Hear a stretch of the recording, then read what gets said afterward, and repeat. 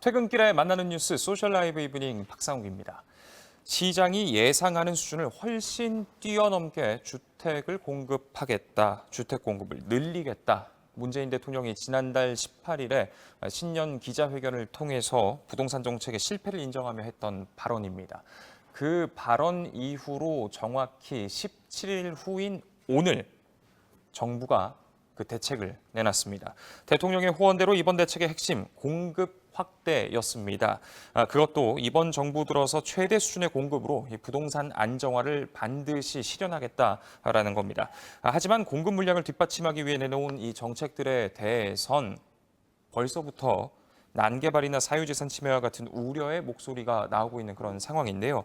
그래서 오늘 소셜 라이브 이브닝에선 전문가와 함께 이번 2사 부동산 대책의 핵심을 하나하나 따져보고 또 그 효과를 전망해보는 그런 시간 준비했습니다. 시장이 예상하는 수준을 훨씬 뛰어넘는 그런 부동산의 공급을 특별하게 늘림으로써 저도 기대가 됩니다.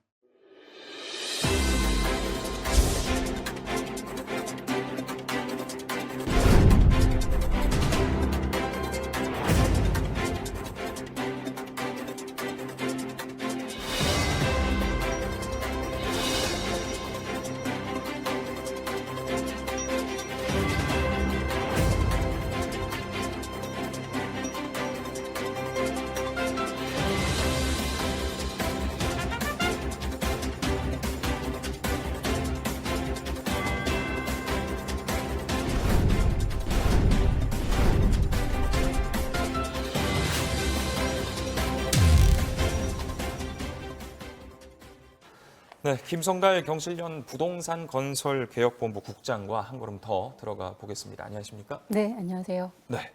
일단 오늘 발표된 대책들에 대해서 좀 살펴보면 좋을 것 같습니다. 주요 내용이 무엇인지 그리고 이번 대책이 이전에 있었던 뭐랄까요, 굉장히 수많은 그 대책들과 비교했을 때 어떤 차별성이 있는 것인지 좀 설명을 해주신다면요. 정부 오늘 홍남기 장관께서 말씀하신 것처럼 획기적이다. 이런 공급 확대책이라고 합니다. 전국을 통해서 5년 내에 83만 호를 공급하겠다는 겁니다. 근데 이미 작년 9월에 발표한 수도권에 127만 호의 공급 계획이 있었거든요. 그거 외에 또 83만 호를 더 공급하겠다고 하니 역대 정부에서 이렇게 많은 공급 물량이 있었을까 싶을 정도로 획기적인 공급 대책이 나왔고, 이런 공급을 늘리기 위해서 토지주에게 더 많은 이익과 특혜를 주겠다. 그래서 사업 추진을 용이해서 공급 물량을 늘리겠다라는 내용도 깔려 있습니다. 얼핏 보면 공급을 늘리기 위해 토지주에 대한 불로소득을 용인해 주는 걸 더 확대해 가겠다라는 것으로 보여져서 이게 집값을 떨어뜨릴 것이냐에 대해서는 저희는 부정적으로 봅니다. 예, 그러시군요. 이번 대책의 핵심, 이제 아무래도 역대급이라고 할 수 있는 이런 공급에 있습니다. 앞서 설명을 해주셨습니다만 이제 2025년까지 총 83만 6천 호를 공급을 하게 되는 건데, 사실 좀 돌이켜보면 뭐 그렇게 오래 돌이켜보지 않아도 됩니다. 정부가 이제 지금까지 공급 물량이 부족하지 않다, 오히려 충분하다, 이런 입장이었었단 말이죠. 그런데 갑작스레 이렇게 공급으로 돌아서게 된 이유나 배경이 있다면 어떤 걸 꼽을 수 있을까요? 가장 큰 이유는 문재인 정부에서 24차례 정책이 나왔음에도 불구하고 집값이 떨어지지 않았던 것이 가장 큰 원인입니다. 집값을 떨어뜨리지 못하는 것에 대해서 정부가 정책 실패를 인정하고 근본 대책을 제시해야 되는 거거든요. 근데 사실 지금 모양새는 지금까지 정부는 투기 근절에 집중해 왔다. 그래서 이제는 투기 장치는 마련이 됐고 근절 장치는 마련됐고 이제 실수요자들을 위한 대대적인 공급 확대를 통해서 집값을 떨어뜨리겠다라는 방향을 선회했다는 겁니다. 그리고 여기에 또 한 것이 문재인 대통령께서 작년에 김현미 장관과 얘기하시면서 획기적인 공급을 주문하셨고 올해 또 신년 기자회견에서 다시 한번 공급 확대를 얘기하셨거든요. 그 기조가 신임 변창흠 장관을 통해서 나온 대책이다, 이렇게 보여지는데, 사실 알고 보면 정부는 투기 근절에 집중해왔다고 하지만 공급 확대를 안 한 건 아닙니다. 역대 정부 최고로 연평균 공급 물량을 채웠었고, 기억하시겠지만 2018년에도 3기의 신도시를 통해서 수도권 30만 호 공급, 작년에는 수도권 127만 호 공급, 이런 대대적인 공급 정책을 폈었거든요. 작년 초에도 또 용산 정비창 부지 재개발 등. 그런데도 집값이 떨어지지 않은 이유는 이걸 공급 부족으로 찾아야 되는가? 이게 사실은 국민들이 보기에는 이게 의문점입니다. 근데 정부는 그래 여전히 공급 부족이야. 또다시 공급 확대책을 제시했는데 경실련이 보기에는 그런 것이 아니라 공급 부족이 아니라 공급은 충분한데 그 공급이 주택을 주거 공간이 아닌 투기 수단화하는 공급이었다. 즉 바가지 분양을 허용하는 공급이었다. 주변 집값을 떨어뜨리는 공급이어야 되는데 집값이 떨어지지 않는 공급이었다는 거거든요. 그 문제를 지금 해법을 제시해야 되는데 이번 대책에도 그런 내용들이 빠져 있습니다. 예. 이제 또 그 수를 살펴보면 전체 83만 호 중에 57만 호는 이제 도심 내에 신규 사업을 통해서 짓게 네. 되고 26만 호 가량은 이제 신규 공공택지 지정을 통해서 확보를 할 예정으로 되어 있습니다. 그런데 이제 이 신규 택지가 어디가 될지 어느 네. 입지일지에 대해서는 아직 밝혀진 게 없는 상태인데 사실 근데 이 신규 택지를 선정을 하고 또 이거를 확보하는 것까지 기본적인 작업들도 쉽지가 않잖아요. 앞으로 네, 좀 그렇죠. 예, 신규 공공택지 이미 2018년에 3개 신도시 얘기를 하고 지금 진행 중이지만 아직 토지 보상도 마무리되지 않았습니다. 예. 여기에 토지 소유주들과 갈등도 되게 심각한 상황인데 신도시가 개발 계획이 발표돼서 사업이 추진되고 입주하는까지 10년을 내다보고 있습니다. 근데 지금 정부에서는 5년 내를 얘기를 하는 거거든요. 그러니까 신규 공공택지 사업에서도 좀 더 빨리 당기겠다. 또 하나는 공공이 주도함으로 해서 절차를 간소화하고 하는 과정들을 통해서 또 단축시킬 수 있다고는 합니다. 하지만 더 중요한 건 문재인 정부의 임기가 1년 정도밖에 남지 않았다는 겁니다. 그리고 역대 정부들의 공급책이 대대적으로 나왔지만 항상 정권 말에 나온 공급책은 그 다음 정권에서 다시 바뀌었거든요. 아, 예. 공공주택 정책도 바뀌고 주택 정책도 상당히 재점검하는 과정을 거치면서 이 지금 정부가 오늘 발표한 이 대대적인 공급책이 과연 입주로 이어질 수 있을지는 저희가 보기에는 조금 더 기다려보거나 좀 더 좀 구체적인 뭐가 나오지 않으면 효과를 갖기는 어려울 거다 보는 거죠.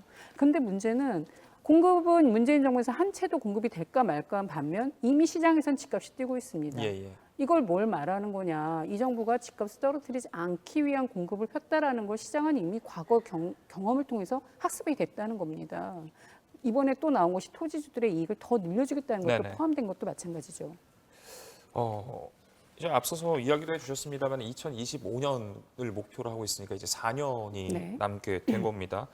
지금 이제 뭐 전세난도 그렇고 집값 상승도 그렇고 계속해서 가격이 올라가고 있고 뭐랄까요 이제 지금이 정점일까 하고서 있다 보면 어느새 그 정점이 네. 자꾸 올라가고 있는 그런 상황이라서 이게 4년이나 시간을 두고 어떤 성과 결과물이 네. 나올 정도의 이런 네. 4년의 시간이 필요한 정책이 필요한 것이냐 지금 상황에서 이런 목소리도 있거든요. 지금 정부가 공급책을 편 가장 큰 이유는 아까도 말씀드렸지만 집값이 떨어지지 않기 때문입니다. 이제는 그럼 그 해법을 공급 부족이라고 스스로 진단하고 예. 공급 확대를 나가는 거거든요.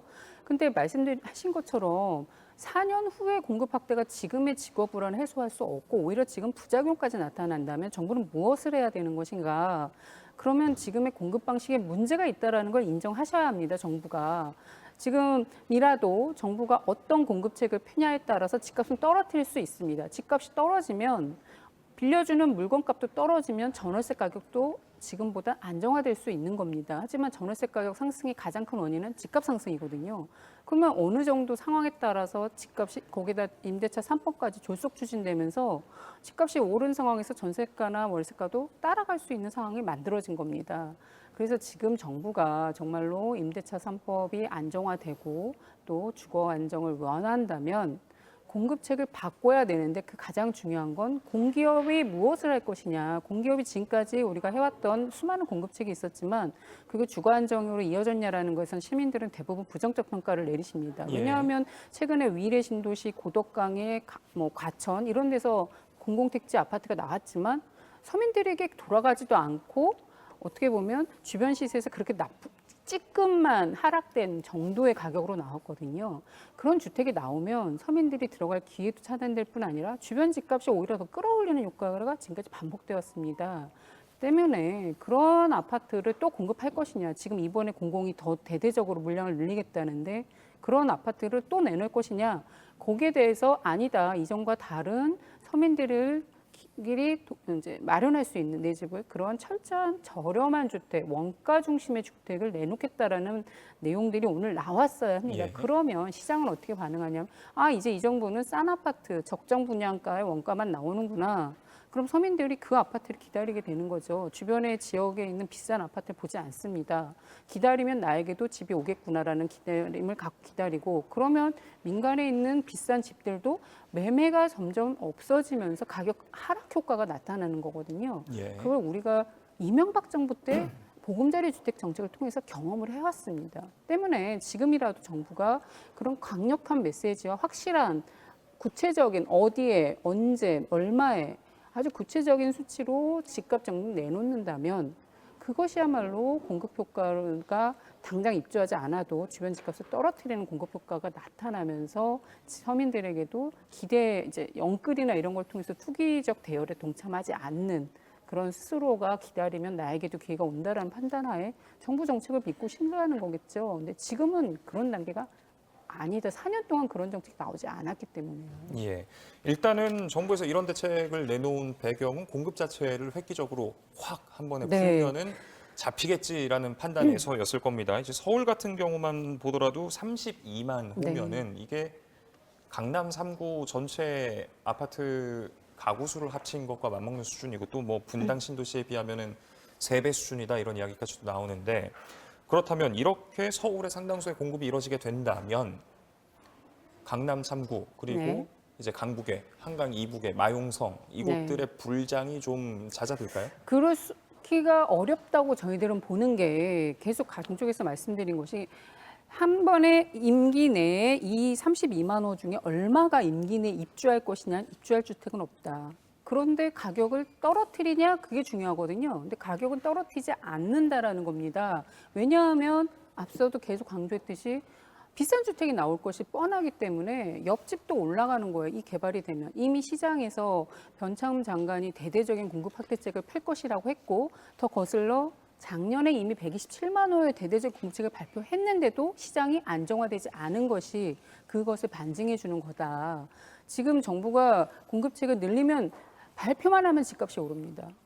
그건 과거에 판교 개발할 때도 그랬고 마곡, 위례, 과천 지금 이러한 개발 정책을 전면 고치는 것이 중요할 것이고 또 하나는 정말 지금의 토지의 고밀 개발을 통해서 집약적 이용은 필요하지만 이렇게 대대적으로 다 서울을 개발한다면 서울의 주거 환경이나 도시 환경을 누가 책임지냐는 거거든요. 이제 이 기존에 세웠던 도시 정책이나 이런 정책들 다 망가뜨려 버리겠다라는 거와 다르지 않다. 그럼 그걸 누가 책임질 것입니까? 그건 미래 후손들의 어떤 땅이나 도시 환경 우리가 망가뜨리는 것인데 그럴 만큼 지금의 효과가 있느냐 하면 효과는 없는데 환경만 파괴될 것이라는 거죠. 그리고 또 다른 이익만 지금은 과거에는 민간 토지주가 가졌던 이익을 지금은 공기업도 참여해서 나도 가져가겠다. 이런 모양새가 될 것으로 보여집니다. 예. 지금 그런데 일단 정부가 대책에서 내놓았을 때 그 신규 공급되는 주택들의 분양가가 이제 네. 70에서 80% 수준일 거다라고 이야기를 했었는데 그거보다 더 낮아야 된다는 말씀이신 그렇죠. 건가요? 왜냐하면 시세가 문재인 정부 대통령께서 사실 이제 취임 초로 되돌려놓겠다고 말씀하신 지 1년이 지났습니다. 취임 초기에 서울 아파트값이 평균 6억이었습니다. 지금은 9억을 넘어서 10억입니다. 예. 그러면 지금의 시세의 7, 80%를 해도 취임 초기 때보다 더 비싼 시세에 우리가 들어가야 되는 것이냐 얘기가 되는 거고요. 더 중요한 건 지금 정부가 공급을 늘려서 나오는 공급 물량의 7, 80%를 분양하겠다는 겁니다. 근데 분양 가격은 아직 나오지 않았습니다. 예. 근데 다만 시세보다 저렴하게 주겠다. 그리고 과거에 변창흠 장관께서 하신 말씀에 의하면 시세의 한 80%를 얘기하셨던 것은 언론에 보도된 바 있습니다. 근데 지금 시세가 계속 오르는 상황에서 시세에 연동하는 방식이 문제라는 겁니다. 강제 수용하는 가격이나 건설비가 제대로 투입된 가격이나 원가가 분명히 존재하는데 왜 자꾸 시세에 연동해서 분양가를 책정하냐는 거거든요. 예. 그러면 국장님께서는 값이 그렇다면은 네. 만약에 뭐 시세 기준이 아니라 하더라도 일단은 이제 많은 분들께서 뭐랄까요 실감하기 쉽게 네.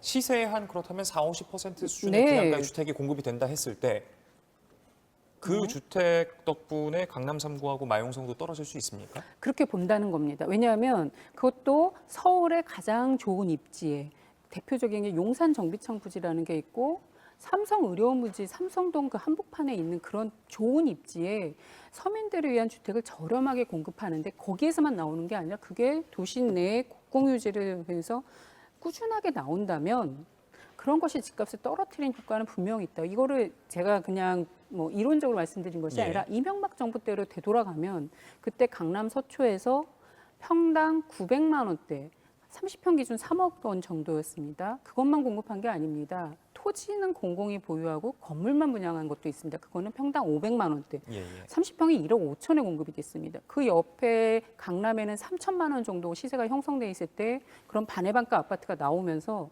강남 지역의 집값이 떨어졌다는 거거든요. 거기에 정부는 무엇을 또 했냐면 강력한 분양가 상한제를 통해서 바가지 분양을 또 민간이 할 수 없게 그런 장치를 하다 보니 전체적으로 민간에서 고분양하는 시장을 자극하는 아파트들이 시장에 나오지 않고 공급은 줄어드는데도 불구하고 주택 가격이 올라가지 않았습니다. 예. 지금 그 논리를 지금 현재 적용해 보면 공급이 부족해서 집값이 오르는 것이 아니라 공급은 충분히 하는데 그 공급이 투기수단화되는 공급이었다.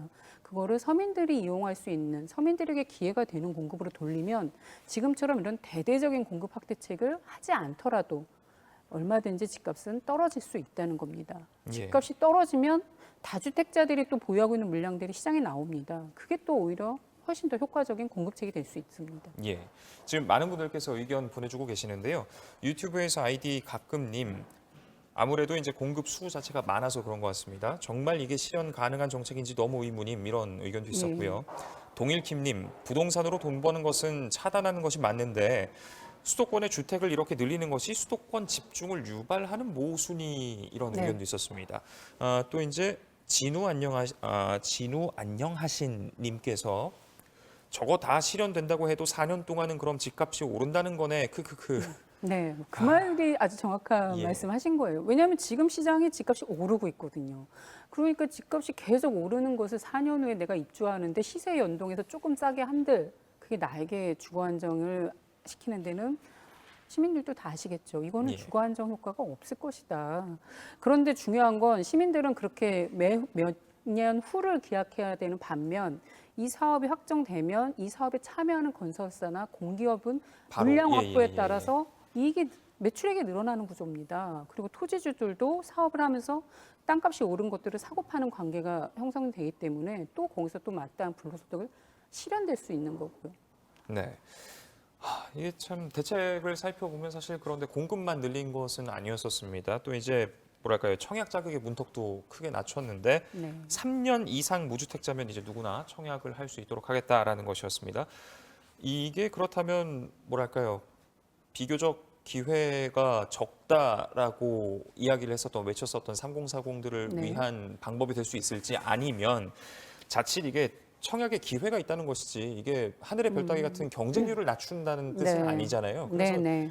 자칫 이게 기대 심리만 키우면 어떡하지, 이런 걱정도 네, 있거든요. 오히려 후자에 저는 더 방점을 두고 싶습니다. 왜냐하면 청약 제도라는 건 무주택 기간이 길고 청약 저축을 성실하게 납부해온 무주택 가정에게 우선적으로 공급하는 것이 그것이 공정하고 바람직하다. 예. 근데 문재인 정부에서는 집값이 자꾸 오르다 보니 이 청년들의 주거 불안이 심화되고 신혼부부들도 마찬가지고 그 부분들을 해소를 어떻게 하냐면 정부가 싸게 주는 공급주택의 우선권을 그분들에게 준 거예요. 특별 공급의 네. 형태로. 그러다 보니 청약제도에 성실하게 납부하면서 십수년을 기다려온 분들에게는 오히려 더 돌아갈 물량이 줄어든 겁니다. 네. 그런 상황에서 지금 이번에 나온 것도 어떻게 보면 비슷한 얘기예요. 청약 저축을 납입하는 기간, 무주택 기간과 상관없이 일정 기간만 갖추면 청약 자격을 준다라는 건 과열은 부추기면서 정작 받아야 될 사람들의 물량은 줄어드는 효과.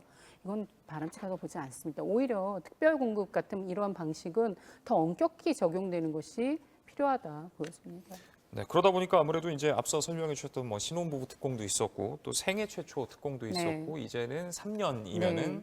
바로 쓸 수도 있고, 이러다 보니까 양쪽에서 볼멘 소리가 나옵니다. 차라리 이게 조금씩 이렇게 문호를 열어주고 낮춰줄 거면 네. 처음에 확 해주던가 아니면 반대로 이렇게 점점점 확대를 하다 보면 청약 자체가 무슨 의미냐. 그렇죠. 예, 그 맞습니다. 그러니까 지금 청약제도가 십수년간 운영돼 왔는데 이거를 지금 이런 특별 공급이 계속해서 들어오다 보니 청약제도 자체 취지가 퇴색돼 버리는 경우가 분명히 있는 것 같습니다. 사실 청년들의 주거 불안이나 이런 신혼부부 저출산의 문제는 이 정부가 주는 공공택지에 들어가냐 마냐의 문제가 아니라 어디서 살아도 주거 불안이 없어야 돼야 해결될 수 있는 겁니다. 그러려면 정부가 기본적으로 시장의 가격을 올라가지 않는 정책이 일관되게 추진될 때 공공택지 아파트를 받지 않아도 신축 아파트를 받지 않아도 주거 불안이 해소되는 거다. 이런 관점에서 정부가 정책을 피는 게 훨씬 중요하죠. 예. 그런데 지금 두 분께서 주신 의견, 걱정이 현실적인 걱정에 네. 해당할 것 같습니다. 일단 룸룸님께서는요. 집값이 떨어지면 그건 그것대로 문제가 될 것 같기도 합니다. 영끌한 20, 30대는 그럼 깡통 아파트 들고 한강으로 갈 듯 이런 의견도 있었고요. 가끔님께서는 집값 떨어질 거라고 믿고 안 샀다가 4년 뒤에 폭등이 오면 그럼 또 좌절이죠. 네, 저희한테도 많이 의견 주십니다. 문재인 정부 믿고 기다렸다. 대출 안 받고 내 힘으로 마련할 때 기다렸다. 근데 이게 와서 전혀 가능하지 않은 상황이 된 것에 대해서 엄청난 분노를 가지고 계신 주택자분들이 분명히 있습니다.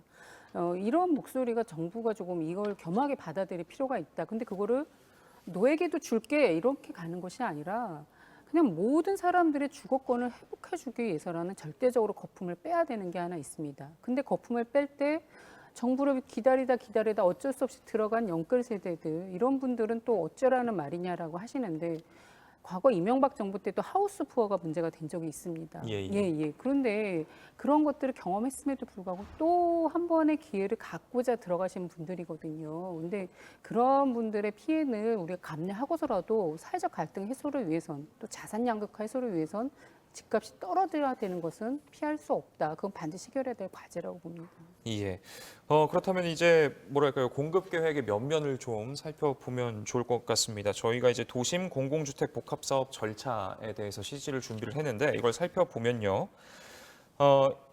이제 일단 기존에는 국공유지를 활용하는 것을 중심으로 했던 것에 비해서 이제 뭐 앞서 저희가 간략하게 소개를 하긴 했었습니다만 지금 이렇게 달라진 것을 놓고 확대가 됐다, 나아졌다, 네. 완화가 됐다 이렇게 표현을 해야 될지 아니면 부정적인 방향으로 봐야 되는 건지 네. 어떻게 봐야 될까요? 지금까지 공급 정책은 민간 택지에서 민간이 주도하는 방식, 그다음에 공기업은 공공택지에서 주도하는 방식으로 진행되어 왔습니다.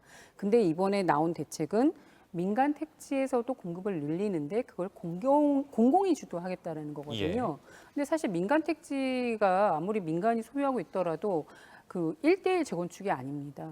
5층이 35층이 되는 거고 용적률이 120%가 250%, 30%, 300%까지 늘어나는 것은 국민이 부여한 어떤 정책 결정을 거기에 썼기 때문에 정부가 정책 관료가 썼기 때문에 가능한 거거든요. 그러면 그런 정책을 통해서 개발이 이루어졌다면 당연히 공공도 일정 부분 개발 이익을 환수해야 하는 겁니다. 예. 사실 그렇게 진행되지 못했던 거고요. 따라서 지금의 민간 택지의 공공성을 강화한다라는 문제의식은 매우 바람직하고 공공이 주도하는 개발이 이루어져야 되는 것도 서민들에겐 더 도움이 될 것입니다. 그런데 지금 정부는 그 개념은 갖고 왔는데 내용은 그런 걸 채우지 못했다는 게 문제죠. 지금 LH 같은 경우가 이렇게 여기에 민간 택지의 사업을 확장하기 이전에 지금 하고 있는 신도시 사업을 얼마나 잘했느냐에 대한 냉정한 평가가 있어야 합니다. 근데 지금 서민들이 보기엔 분양가는 올라갔는데 원가 공개도 안 하고 시세 전동의 분양가로 이득은 챙기는데 임대주택은 안 늘고 이런 부정적 평가가 있는 거거든요. 그런 LH가 공기업이라고 여기 민간 택지 들어와서 한들 뭐가 달라지겠냐라는 거거든요. 그럼 우리가 들어가면 이렇게 변한다라는 걸 오늘 LH 등의 개혁 방안이 그 공급 대책에 나왔는데 그건 원칙만 있을 뿐이지 구체성이나 실현 가능성은 하나도 없습니다. 그러니까 이것이 나아졌다라고 하기에는 아직도 뭐 미흡하다. 더 나와야 되는 거죠. 개혁 방안이. 그러지 않으면 오늘 같은 공급책이 주거 안정이 이어질 리는 없다. 이렇게 볼 정도입니다. 예. 또 이제 민간의 참여도를 높이기 위해서 다양한 인센티브들도 준비가 되어 있죠. 이 역시 저희가 CG로 준비를 했는데 저 구체적으로 이 내용들이 어떤 것들이 있는지 그리고 이것이 정말로 민간의 참여를 높일 수 있을 걸로 보시는지. 네, 지금 보시겠지만 일단 종상향이 됩니다. 예. 용적률이 주거 지역이 상업 지역이 될 수도 있고 또는 2종이 3종이 될 수도 있고 종상향이 되면 용적률이 올라갑니다. 네. 근데 올라가는데 이번에 나온 건 그 올라가는 거 말고도 법적 상한치, 법적 용적률에서 120%를 더 주겠다. 아주 파격적인 용적률 인센티브가 더 들어갈 것 같고요. 그리고 여기다가 재건축의 실거주 의무가 2년 실거주 의무가 있었는데 그것도 빼주겠다. 또 재건축 초과이익에서 부담금도 미부과. 재개발 조합원 입장에서는 지금 재건축 사업을 올가매고 있는 본인들이 보시기에 그런 것들이 이번 공공주도 재개발 사업선 빠지는 건 맞습니다. 예. 거기에 세금들도 완화해주겠다는 내용까지 포함되어 있거든요. 그래서 재개발이나 재건축 조합원들은 이런 부분에 대해서 훨씬 더 이전보다 사업성이 높아지고 결과적인 건 정부가 분명히 명시한 게 토지주들의 이익을 기존 대비 10에서 30%까지 올려주겠다고 했습니다. 이익이 늘어날 걸 정부가 책임져 주겠다고 하면 조합원들로서는 훨씬 더 이 부분에 적극적으로 참여하겠다는 의지가 생길 수밖에 없지 않을까 봅니다. 예. 저희 어느덧 시간이 벌써 6시 16분이 돼서 한 2분 남짓 시간이 남았는데요. 지금 이렇게 인센티브를 주고 참여를 늘리려고 하는 것을 놓고 앞서서 저희가 이야기했던 청약하고 비슷한 목소리가 나옵니다. 이렇게 할 거면 처음부터 민간 주도로 할 수 있게 해주지, 규제 자체를 완화를 해주지. 그게 지금 정부 정책의 한계인 것 같습니다. 정부의 의지는 공공이 주도해서 공공성을 강화하겠다고 했지만 지금 의견 주신 것처럼 뭐야 결국은 공공이 들어가서 더 많은 특혜만 가는 거 아니야? 과거에 민간이 했던 거랑 뭐가 달라? 이런 얘기를 하시는 거 아닌가 싶거든요. 예. 그래서 지금 정부는 공기업이 들어가면 공공성이 나올 것이라는 걸 선언적으로 표현할 것이 아니라 어떤 주택을 평당 500만 원짜리 주택을 장기 임대 주택을 획기적으로 늘리겠다. 그것도 강남 한복판에 그리고 민간에서 바가지 분양 근절하겠다. 그런 좀 더 선명하고 구체적인 효과적인 대책을 내놓는 게 지금 시급하다. 그리고 말씀드리고 싶은 건 공급책을 계속 내놓는데도 집값이 안 떨어지는데 아무도 책임지지 않는 이 정부 관료들에 대해서 누군가는 분명히 책임을 또 져야 된다고 봅니다. 그 부분도 정부가 검토해야 된다 말씀드리고 싶습니다. 예, 알겠습니다. 어느덧 저희 방송 이제 마무리할 시간이 됐는데요. 지금까지 김성달 국장과 이야기 나눴습니다. 오늘 말씀 고맙습니다. 감사합니다. 네, 소셜 라이브 이브닝 오늘 순서 여기서 마치겠습니다. 곧이어 정치부 회의가 방송되니까요. 계속해서 많은 시청 부탁드립니다. 소셜 라이브 이브닝 저희는 다음 주 월요일 오후 5시 50분에 다시 찾아뵙겠습니다. 시청해주신 여러분 고맙습니다.